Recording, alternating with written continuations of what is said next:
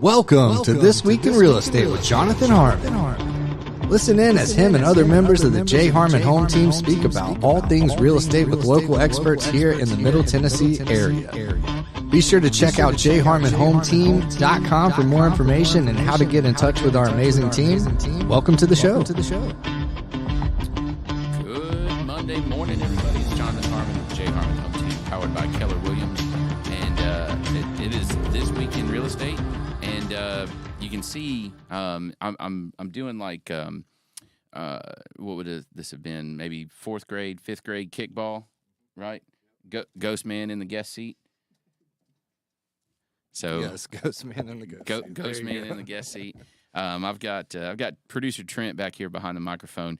He's actually going to tag out here in just a little bit and switch over to producer Tom. So anyway, it's just an interesting day. I think what's going on is it is stunningly beautiful outside, Trent. I'm trying to get out there. I know you are, and I want you to get out there. So what we've got planned for today, we've got a fantastic rundown of some statistics. Sorry, I'm jotting a note down real quick. Some statistics that I want to go over as far as hang on, 3-year low. See, I'm giving you a preview. Some statistics about Rutherford County real estate and just kind of where we are, because that's always the question, probably the most important, most common question that I get as an experienced agent. I get so how's the market question. And, oftentimes I answer with the same word. I say, well, it's interesting right now, because that's not a lie. To me, it is very interesting to watch what happens as it happens and to kind of predict and then see if those predictions come true. I love talking to people that are smarter than me about this and hearing their ideas on what's going to happen and what they think is happening currently. And having taught economics and taken lots and lots and lots of classes, and then being in this industry that is truly one of the few remaining markets, like true markets, so to speak. It's always fun to predict and discuss, because ultimately it's human behavior. That's what the real estate market is. It's human behavior. It is thoughts and emotions and feelings with lots and lots of zeros and dollar signs. And I don't know. I find that fascinating to see how people react to different kinds of news, whether it's jobs reports or interest rates or those two things together, or election cycles. One of my favorite is to watch activity during election cycles. And you have these kind of anecdotes, these conversations. Well, I really want to see what happens after the election, because if such and such is elected, then I think that this is going to happen. But if such and such other person is elected, I think this is going to happen. And what's fascinating about that to me is that pretty much it has nothing to do with that. And so people latch on to whatever barometer it is that they think is going to do whatever they want to have happen in the market. And a lot of times any single one event is not what makes the market move. It's a conglomeration of all kinds of different things going on. That being said, we have had a major event over the last year that has absolutely impacted the overall market. And, there's a lot of things behind that, that being interest rates. There's a lot of things behind that we can get into the actual cause and effect. But the big story of the year, really, in the real estate world is interest rates. And we're going to do a lot of comparison today of this past March. That's the most recent summary statistics that I have, of course. This past March versus last March, being March of 2022. And it's just interesting to see the difference, because March of 2022 seems like forever ago, just based on activity. It's only a year ago, but the market was exceptionally different than it is right now. Rates started to have all these rumblings and some little bumps here and there, and inflation numbers were starting to come in, and people were starting to wring their hands a little bit and say, "Oh, what are we going to do? What are we going to do?" And then they really started to tick up in that May area. But simultaneously in March of last year, you had kind of this anticipation. We have it every spring where it's like, okay, do I go ahead and list right now, or do I wait until June or May or April? Kind of that, we call it the spring selling season, so to speak. And so there was some hesitation just naturally that happens seasonally every year.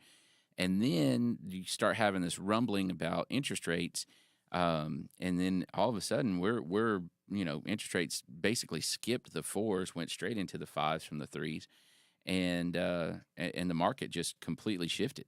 And it was really fascinating thing to watch. So we're gonna dive right in. Trent, before we do that though, a couple things. One, how you doing? I'm doing great. Yeah, did you have a good Easter? Yes, it was awesome. Good. Master Sunday, a little extra Master Sunday. It was great. Yeah, spent some time with the fam. We did. Yep, did a little church and breakfast yesterday, and yeah, it was good. Nice. Then Master Sunday all day. It was great. I'm sensing something that was really a defining moment for you yesterday, which was the Masters tournament. I mean, it's like the Super Bowl of golf. So yeah. Super Bowl of golf with no contact. With no contact. Yeah, right. No contact. If they had full contact golf, I might be more interested in it. That would be crazy. Yeah, it's already hard to know. You should have golf that kind of mixes with what was that Frisbee game? Ultimate Frisbee? No. Oh. Well, yes, but the one with the buckets and Can Jam. Can Jam. Dude. Yeah, you should be able to defend the hole. Yes, dude. That'd be amazing. Yeah. That'd be so hard. Yeah. So how was yours, man? How was yours? It was good. We've almost got a new Airbnb online. Nice. And so I did a little work there yesterday. And then Cedar Glade was open. So I went and got that place opened up. We had a little egg hunt within the tap room. Nice. But that was fun. Yeah, some coupons were hidden and a couple of our really cool koozies. And anyway, it was good. Let's hear from Bryan. Yeah, let's do that. Our friend Bryan Nale over at Primis Mortgage, sponsor of all of these things. Hey, my name is Bryan Nale. I'm a mortgage loan officer at Primis Bank Mortgage, and I want to tell you that I absolutely love being a member of the Spread the Positive Network. It's such a great mission, and it helps bring so much positivity to our community. It's a true pleasure to be part of. There are a lot of ways to navigate financing homes, and in markets like this, having the advice of a trusted local professional is key to making sure you get the right advice for your specific circumstances. Whether you're interested in the purchase of a new home, second home, or have a need for a refinance, I'd love to earn your trust. If I can help you nail your mortgage, call me at 615-243-3976 or visit nailyourmortgage.com, and I'll be happy to talk with you. Primis Mortgage is a subsidiary of Primis Bank, a member FDIC, equal housing opportunity. As always, all loans are subject to approval. Primis Mortgage, NMLS number 1894879. So vibey. Love it. Absolutely love it. All right, we're going to dive right in. You ready? Yes, sir. I actually got to slide out. But... here we go. Tag team. All right, tag team, I'm out. Back again. Checked it, directed. Let's begin. No, wait, that's something else. All right, so let's start with activity, right? Real estate always starts with activity. What are people doing? Are they listing their house? Are they buying houses? Are they putting stuff pending? Are they closing on those houses? And that's always the story, right? So let's start with that because that's what drives price. That's what drives days on market. That's what drives all of our percentages, sales price to list price. Ultimately, it's what drives the supply of houses, price per square, all of the things that we have that we measure statistically. It all goes back to activity. So Rutherford County has been extremely blessed for a long time of having very high activity here in our greater regional market. People love Rutherford County. They like to move to Rutherford County, and they like the quality of life that they can get here. So when I'm going over these numbers, understand that if you're in another county, a surrounding county, they could be significantly worse. Now, some of the counties around us, Davidson, for example, has significantly more activity. They have a bigger population and are growing a bit faster than here. But Rutherford County's booming. So even when we're down, we're not down as much as other places. So kind of keep that in perspective. But let's start with some measurements here. So May of 2022, let's talk pending sales. So these are houses that had been listed that went pending and were pending during the month of May of 2022. That number was 9,115 houses. June of 2022, it dropped by just over 100. And then what's crazy is that's when the rate volatility really hit, okay? That's when we really started seeing those massive jumps in rates, to where July, we dropped by over 400 pending sales, okay? So we went from just over 9,000 to 8,600. And then that's a leading indicator, obviously, of closings. So if you don't have a pending sale, you're not going to have a closing. So closings in May of 2022 were at 8135. There was over 8,000 closings. It dropped to 8121, so dropped by a little bit. And then July, it went way down, 7917, and it just kept declining. And just so you know, that number of closings since June of 2022 has declined every single month. We've not had a bump up at all. Now, the amount that it's declined has changed. For example, between October and November, it changed by over 300. From November to December, it changed by about 300. And then in comparison, February to March, it only changed by about 40. So it's starting to flatten out, and that's good. That means that we're stabilizing. That being said, March of 2023, we had 6,421 closings in Rutherford County. That is a 3-year and 3-month low. So the chart that I'm looking at right now goes back to January 1st of 2020, and 6,421 is the lowest number of closings that we've had in that span of time since January of 2020. Interestingly, the first, we keep setting record lows for that time frame. So May of 2020 was 7,269, and we went below that November of 2022, and every single month has been fewer closings. Pending sales very much mirrored the same thing, just go back a month. Like I said, it leads into the number of closings, but there is a little bit of light. So from February to right now, February to March, it was just about flat, only 10 pending sales off. So we are seeing that flatten out. We're seeing everybody kind of take a deep breath and adjust to this. And, you know, I've had lots of conversations. Tom's back behind the mic now. I've had lots of conversations with lenders and several others. We hit 7.5% interest rate in November, December. And since then, we've bounced down and bounced back up.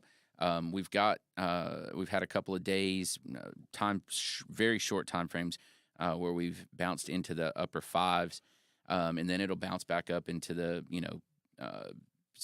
7 flat or 6.75 or somewhere around there.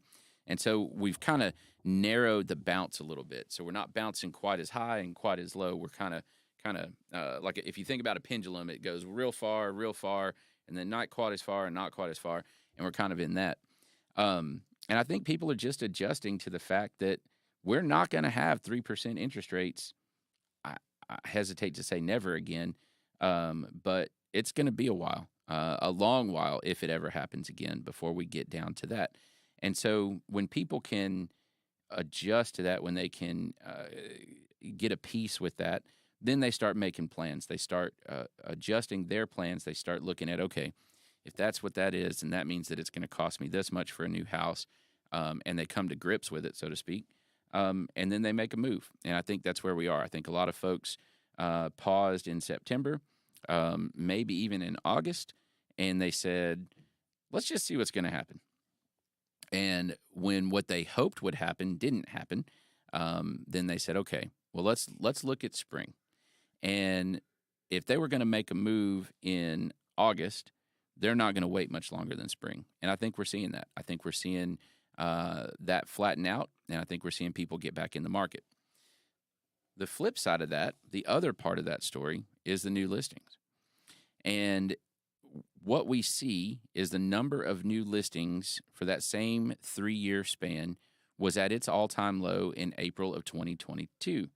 So sellers kind of saw it coming a little bit ahead of time, and they stopped listing their houses. Okay. We had a little spike. That's also happens to be seasonally a low time, right? That's when it starts to pick up. We saw a little spike in July. We saw a little spike in August. Okay. And it's going up a little bit, drops back down in December, goes back up, and now it's back down. Again, this is all human behavior. I think that sellers are having a tougher time coming to grips with this situation because they're sitting there at 3%, 3.5% interest rate in their current house. If they are a current homeowner, they've got a ton of equity. They're seeing that prices are not dropping, which we'll go over that here in just a minute. They're not seeing prices drop off. And so they're thinking, how do I justify making a move when my payments are going to go up substantially because of my rate, and I may not actually get a ton more space, a ton more house for my money, and it's kind of one of those things. It's like playing a game of chicken. I'm not seeing the listings come on, but I'm also not putting my house out as a listing. So it's very interesting to watch that. And if you disagree with the logic behind it, I would love to hear your theory on why you think that is. Why we have a let's say meager number of new listings coming on. It is trending somewhat upward from April of 2022, but it's still not robust. And it's certainly nothing like what we saw in 2020 and 2021. Interestingly enough, though, we actually really declined number of new listings all the way from February of 2022 to that low February of 2020 to April of 2022. It's pretty interesting to see this one. It goes against what we thought because we're seeing prices go up and up and up. You would think that you would have more listings, and that's just not what happened. And now that prices are kind of flat, kind of stable, we're seeing an increase in the number of listings. So, for example, there were more new listings. These are houses coming on the market in October of 2022 than there was in October of 2021. It was actually up slightly. But activity overall was down. So, I don't know. Love to hear your thoughts on that. If you've got some theories, please share those in the comments. Okay, let's switch to what I think is one of the more fascinating stats on here. And look, this one's 100% meat and potatoes about real estate. And for some of you, I know it might be like watching paint dry. I get that. Poor Tom over here, bless his heart. He's like, man, there's a lot of numbers. There's a lot of crap that you're throwing out there. This, in my opinion, this kind of information is best shared in a one-on-one conversation over a mug of coffee or a pint of beer. So if you have interest in talking about this at some point and kind of going through it and really what I want to get to, and this is why I want to look at the pricing here in just a minute. The actual stats, the actual activity is interesting to some folks to listen to talk about, to hear. What it really comes down to, in my opinion, the real value is, what does it mean to me? What does it mean that I can do with my current house, with my current situation? What does it mean if I'm trying to buy my first house? What does it mean if I'm trying to make a move from state A to Middle Tennessee? What does it mean if I'm trying to move from Middle Tennessee to state B? That's what really matters. All this activity, all this behavior, all these different numbers, all this, interest rates, all of that. If you're staying put, it means absolutely nothing to you. It's only relevant in that you're interested in it. And that's about it, right? All of the money, all of the good decision, bad decision happens when you actually decide to sell or buy, right? So just kind of keep that in mind. What's most important is, how does this affect my personal current situation? And I think that's what we got to get to. All right, let's talk pricing, because with this decrease in activity, generally speaking, normal, economics would say that if you have fewer transactions like this and you want to have more transactions like this, you should see an overall decrease in pricing. And that is just plain not what happened. And I think there's several possible reasons why. One, you don't have one seller, right?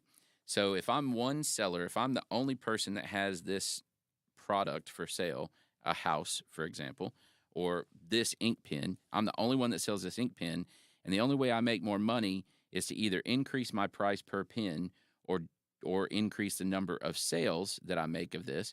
Then it comes down to my philosophy. Well, I want to make more pens. Okay, I want to make more pens and sell more pens. Then the logical explanation or logical step for me is to drop the price a little bit, right? So if I drop the price by 2 cents per pen, I should sell X number more pens and produce more pens. It doesn't work like that in housing, because instead of having one seller, you've got each individual product unit is owned by its own unique seller. So oftentimes you have sellers that can be in denial. Well, prices should drop. I don't want to be the first one to drop my price, right? Or a buyer says, I don't want to pay that much for a house. Or a buyer says, I don't want that interest rate. Because even though we're independent, we're still looking at what everybody else is doing, and none of us wants to be the sucker. None of us wants to be the one that loses. None of us wants to pay this price for a house, feel good about it, and get this interest rate, and then talk to our next door neighbor who buys the next day, pays less for their house, and has a lower interest rate. None of us wants to be that guy. So what that does for a lot of folks is it creates fear. And fear very often creates indecision or inaction and a wait and see, right? And we establish some kind of benchmark that we're going to wait and see. We're going to see what happens with this little nugget of news, whatever it happens to be that is the most important in our own heads. And that's what we move forward with. When that happens, then we're going to do whatever the action is, okay?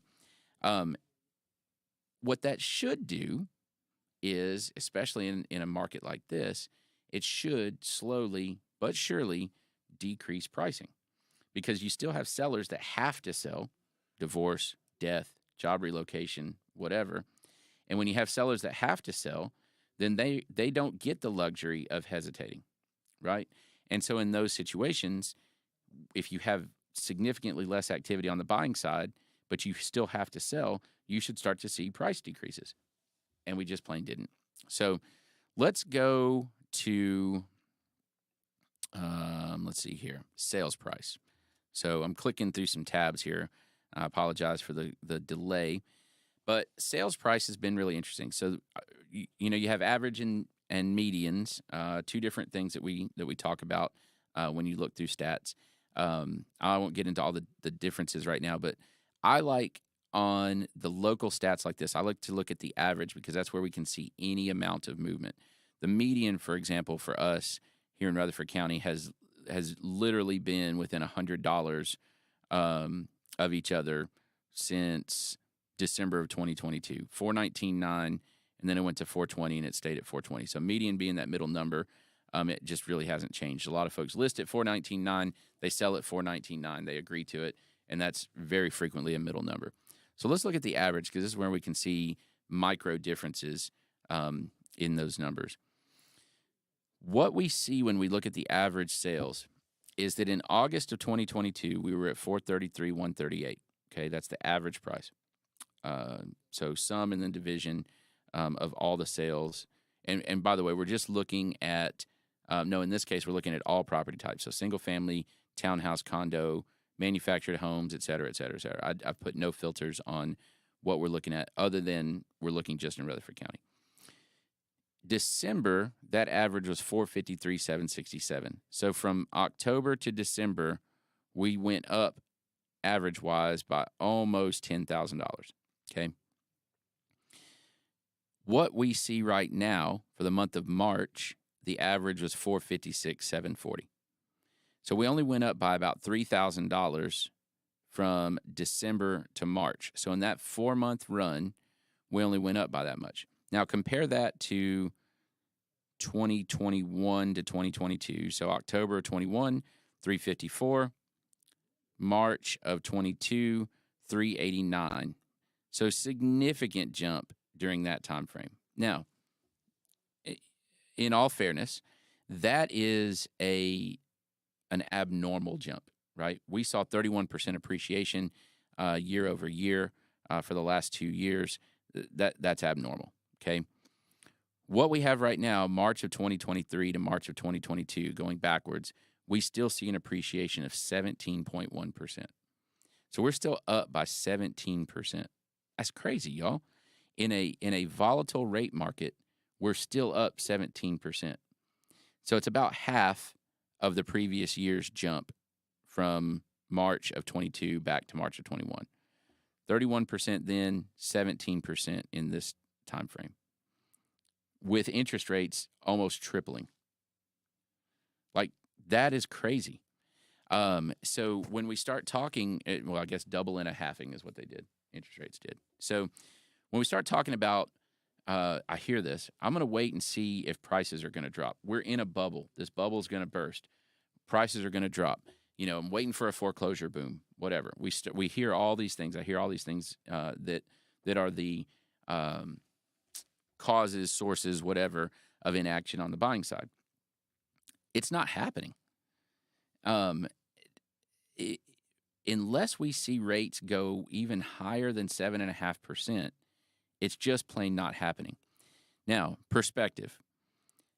We got a slight increase from December to March, okay, in average price. Going back, that is a very similar increase to what we saw January of 2020 to April of 2020. We saw a $5,000 average increase then, or increase in the average sales price in that time frame. So what I've been preaching, and several of my colleagues that are paying attention to this stuff, what we've been preaching is that we're not seeing a retraction per se. We're not seeing a bubble that has formed and is going to pop. What we're seeing is a normalization. What we're seeing is that rates going up as much as they did returned our market to something that looks a little more normal. Because the reality is, what we experienced through 21 and 22 and the very beginning of the end of 20 through 21 and through 22, what we saw was not normal. It is not normal to appreciate 31% in a year. It's extremely abnormal. And that is why the Federal Reserve, that's just in the housing sector, this was in all kinds of other industries as well. That is why the Federal Reserve has done what they've done to stem off inflation. That is inflation. So it's working.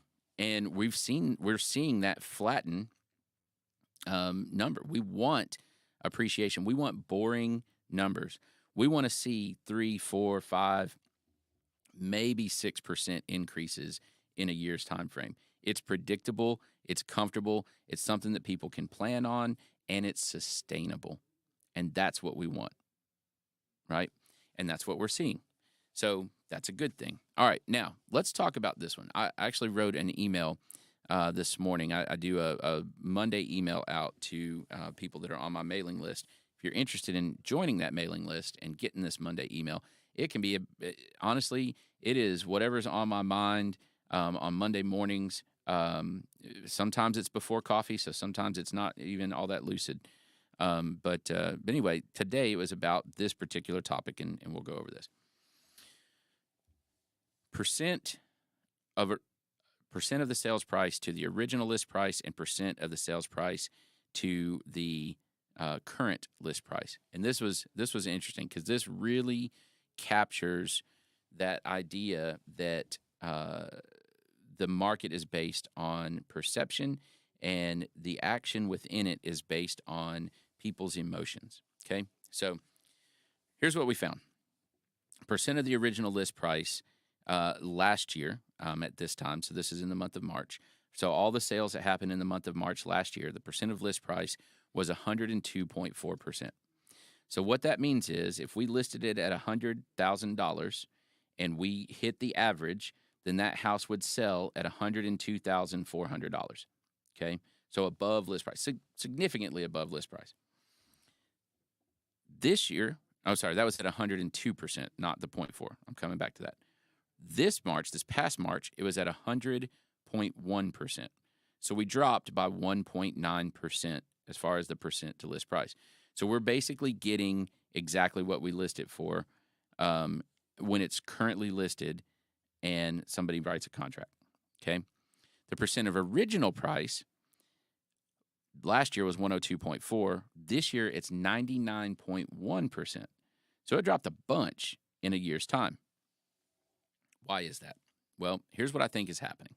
Okay, I think we still have sellers that are listing houses a little bit too high. They're not coming back to the market. We still have buyers that look at that price and they say, well, I can't negotiate it down very far, or they're not trying, or they are trying and the seller's not taking it, one or the other, okay? And then we're getting that first price reduction, and that first price reduction is sparking instant activity. We're getting 100% of list price, not original list price, but 100% of list price when we get a contract agreed upon, okay?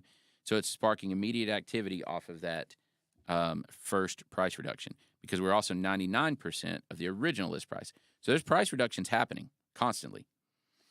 And then once it's reduced, that's when everybody's writing full price offers on the new list price. So it's almost like buyers are saying, I don't think that's your best price, but I'm also not willing to make an offer lower than your list price, which is, to me, a holdover of the behavior that happened during the 31% increase years. Very fascinating. The other thing that we saw, and this was also a really interesting thing, and I detailed this a little bit more in that email. The percent of original list price last year was 102.4. The percent of list price was 102. So if people were writing contracts without price reduction, how is the percent of list price actually higher than the percent of original list price higher than the percent of list price? And I think we had two reasons for that. One, what happens is I list a new construction house at the time that we put a foundation in the ground. Then we start building on top of this foundation. And last year we saw, we almost monthly, you would see increases in materials. So a new construction house would get listed, and then a month later it would actually go up in price.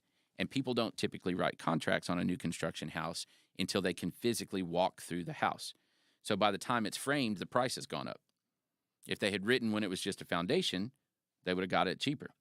But once it's framed, price goes up, then they write a contract on it.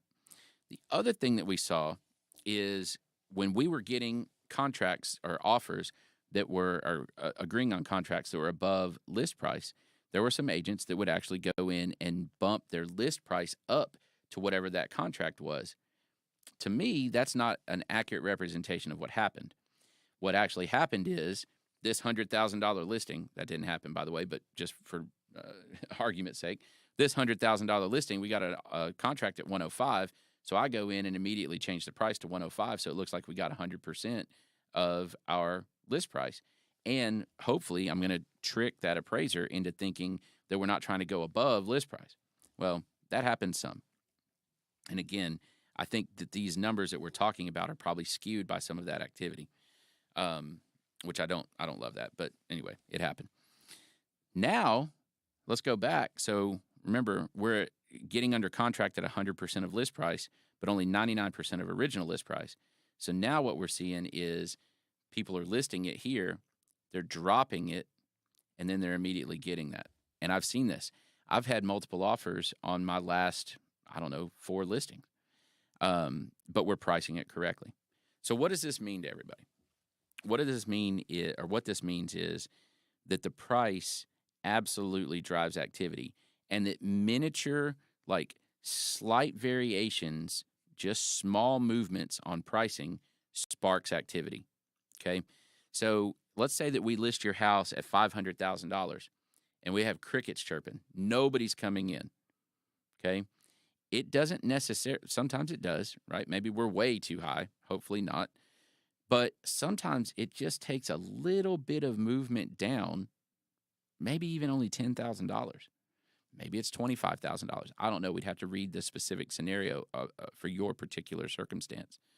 But a small movement down can all of a sudden yield massive activity, and we're going to get what we moved it down to. Now, does it mean that we have to plan on a price reduction? No, because we're also only seeing days on market is only up by 10 days on market. So it's not like these houses are sitting for 2, 3, 4 months sometimes. Sometimes they are, right, if we don't move it enough. So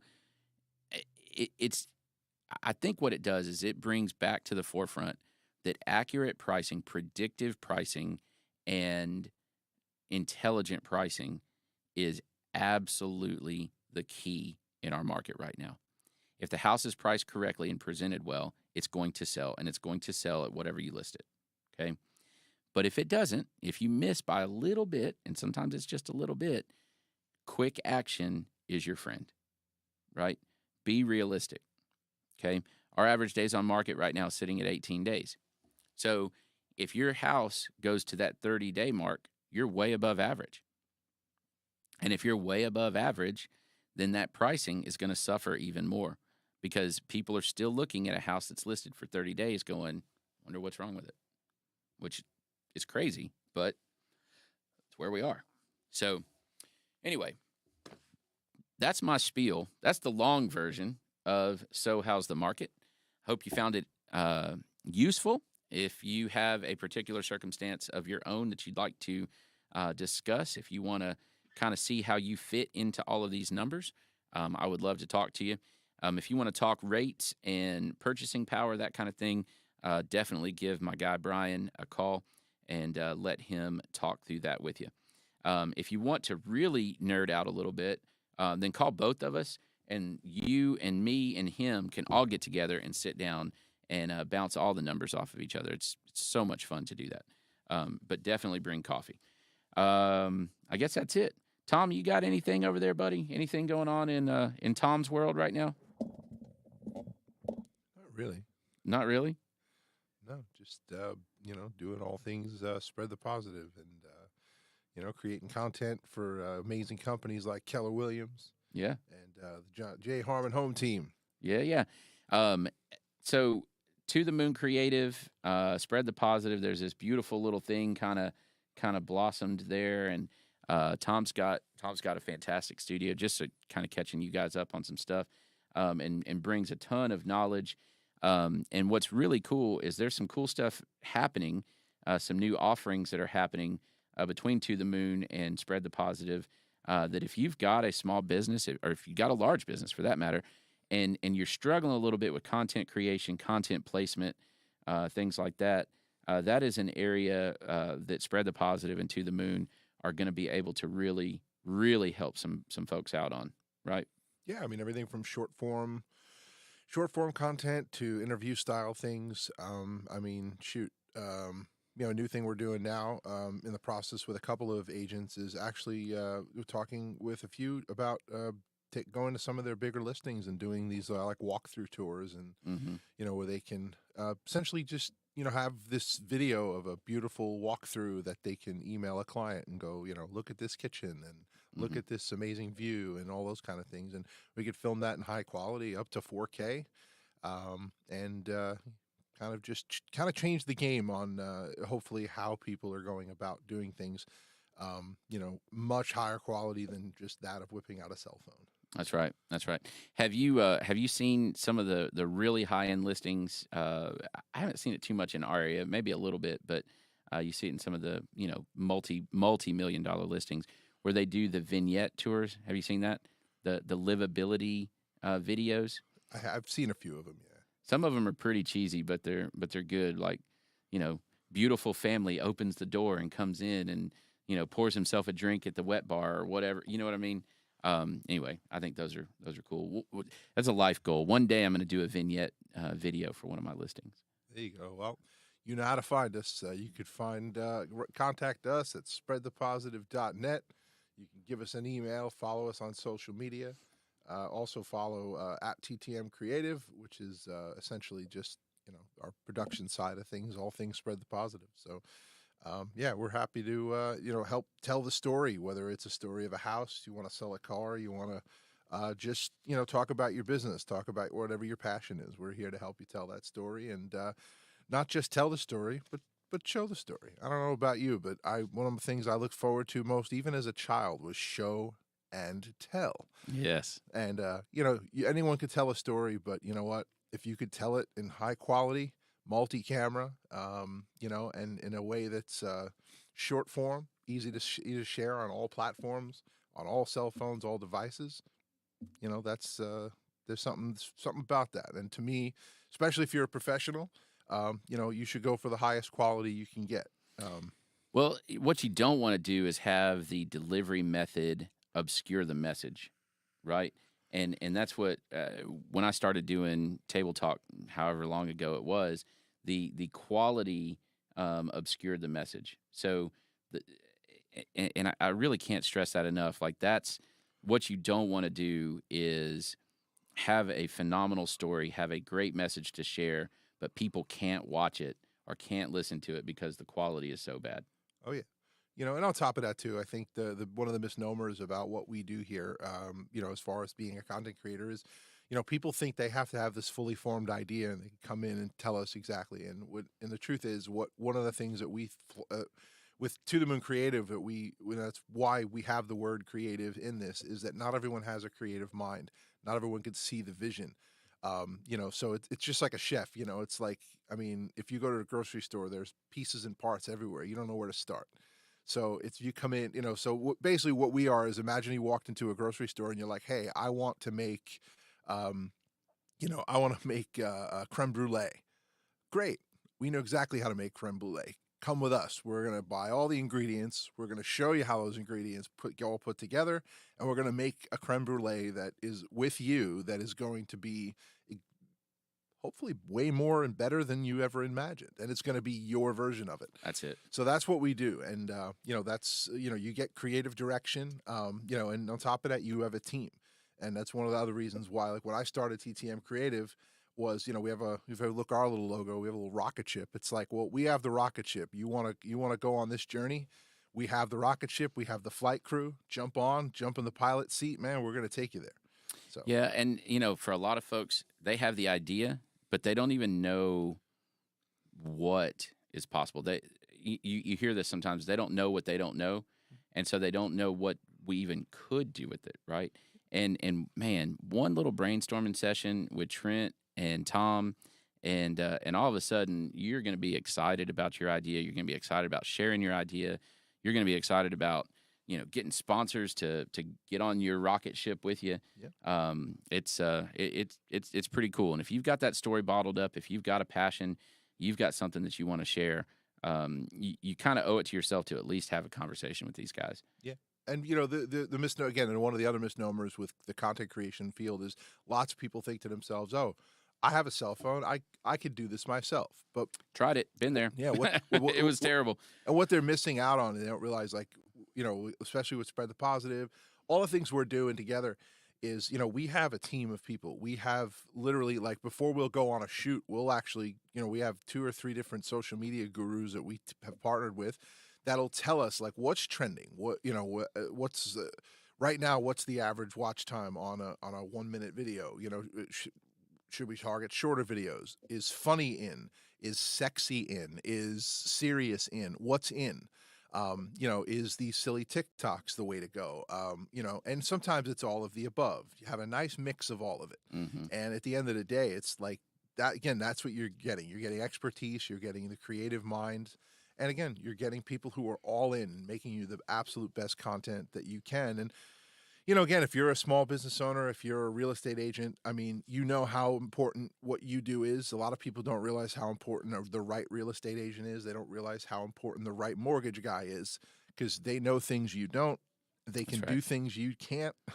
And when the crap hits the fan, they know what to do. Exactly. And or at least who to find out what to do from. And that's just, again, that's all of what we bring to the table and more.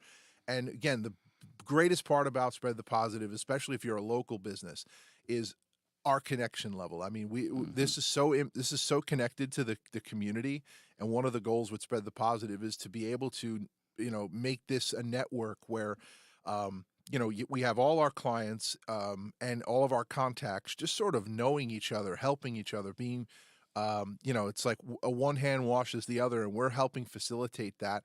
And, creating lots of content, impacting communities, impacting nonprofits, and just, creating something really special beyond just a media company. That's right. And that's, I think that's the thing that's exciting about what we're doing these days is, it's not just coming and taking a video. It's building this huge community that, in the end will start getting some serious attention. So if the network starts getting attention, your business starts getting attention, we all know this, money follows attention. That's right. So if we all team up, we all, everyone's willing to invest in themselves, we'll have people investing in all of us. And it's a win-win for everybody. That's it.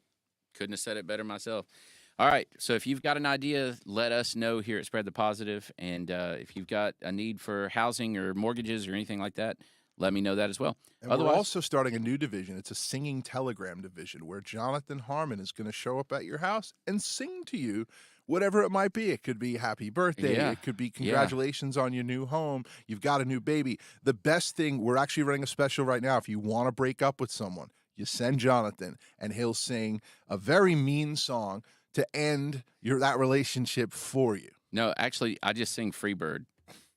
Exactly. That if you send him to sing Freebird, they're going to break up with you. So it makes life easy. Totally kidding. Please do not contact us. This dear service Lord, does not Tom. exist. No, it does not exist. Actually, there could be some legs to that. If I show up and sing at somebody, you're going to get dumped. Like, it's going to happen. Yeah. So if you're that passive aggressive, I don't want to break up with them, but I want them to break up with me. Hence why there is no karaoke night at Cedar Glade Brews. Speaking of Cedar Glade Brews, tell us about that, Jonathan Harmon. Man, it's going good. We, one of the more fun things. So last night, yesterday was Easter, but we were still open, and we had about 80 people in the tap room playing trivia. So if you are a trivia nerd, Sunday nights are your night. We have the best trivia in Rutherford County with John Boyce and Brainiac Trivia.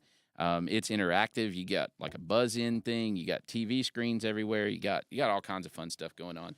I want to bring up one thing since we're on the topic of Cedar Glade Brews. I think it's one. I mean, obviously they're a sponsor of this show.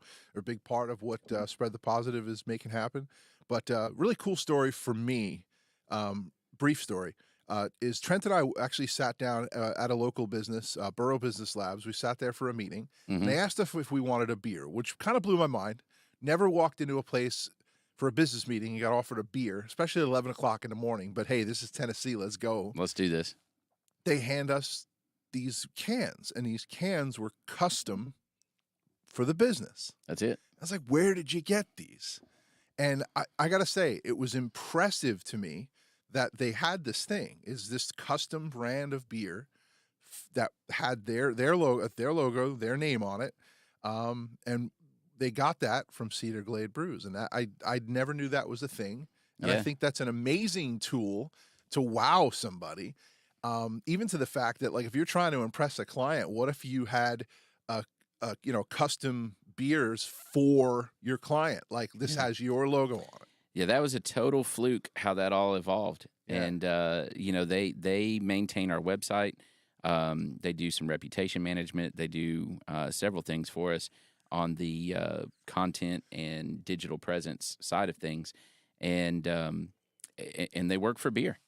So, I mean, I've thrown that out multiple times to different folks and be like, hey, man, you willing to work for beer? And they said yes. And so it's been a fantastic partnership as far as that goes. We get some exposure through that. We get a great website, all of that kind of stuff, and then they've got this piece that they can use when they go and meet with new clients, or whether they go and meet with new clients or new clients come in or whatever. They've used some of it for some events that they've hosted where they kind of stockpile a little bit and and have that available. And yeah, it's been kind of awesome. That might be a great idea. If you're the type of real estate agent who likes to give a little gift to your the buyer that you represented and congratulate him on the new home. How cool would it be to have custom made beer, with their maybe their picture of the little house on it and their name, congratulations, Mr. and Mrs. Smith. I hadn't thought about that as a possibility, but yeah. Oh yeah, the possibilities are endless. But I'm not really a real estate guy. I'm more of a of a creative mind.